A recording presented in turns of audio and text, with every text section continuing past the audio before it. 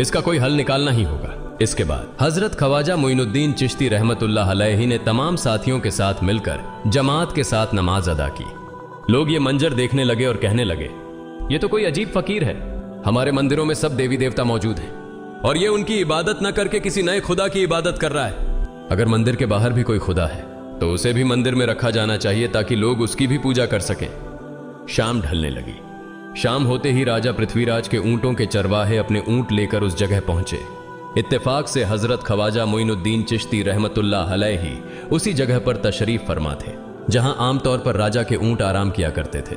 चरवाहों ने देखा कि एक दरवेश का काफिला उनके मुकाम पर आकर बैठा है। उन्होंने हजरत ख्वाजा मोइनुद्दीन चिश्ती रहमतुल्लाह अलैहि और उनके साथियों से कहा, अरे फकीर बाबा, आप कहां से तशरीफ लाए हैं और यहां आकर बैठ गए?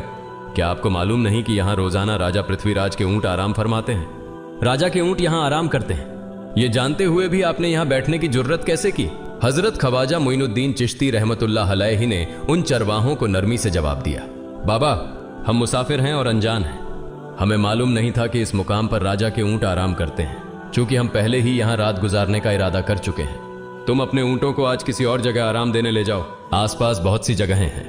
हजरत ख्वाजा मोइनुद्दीन चिश्ती रहमतुल्लाह अलैहि का जवाब सुनकर पृथ्वीराज के चरवाहे बोले, फकीर की हिम्मत तो देखो, कहता है कि राजा के ऊंटों को कहीं और ले जाएं और खुद यहां बैठे रहेंगे। फकीर बाबा, यह तो हरगिज मुमकिन नहीं है। राजा के ऊंट अपने ही मुकाम पर बैठेंगे। यह कहकर चरवाहों ने हजरत ख्वाजा मोइनुद्दीन चिश्ती रहमतुल्लाह अलैहि और उनके साथियों को वहां से उठाने के लिए दुर्व्यवहार करना शुरू कर दिया। हजरत ख्वाजा मोइनुद्दीन चिश्ती रहमतुल्लाह अलैहि बहुत ही सरल स्वभाव के थे। जब उन्होंने देखा कि चरवाहे दुर्व्यवहार कर रहे हैं तो उन्होंने बख्तियार काकी रहमतुल्लाह अलैहि से कहा, बख्तियार, हम यहां बैठकर क्या करेंगे? जब राजा के ऊंटों को यहीं बैठाना है तो रहने दो, ऊंट यहीं बैठें, हम यहां से जा रहे हैं। यह कहकर हजरत ख्वाजा मोइनुद्दीन चिश्ती रहमतुल्लाह अलैहि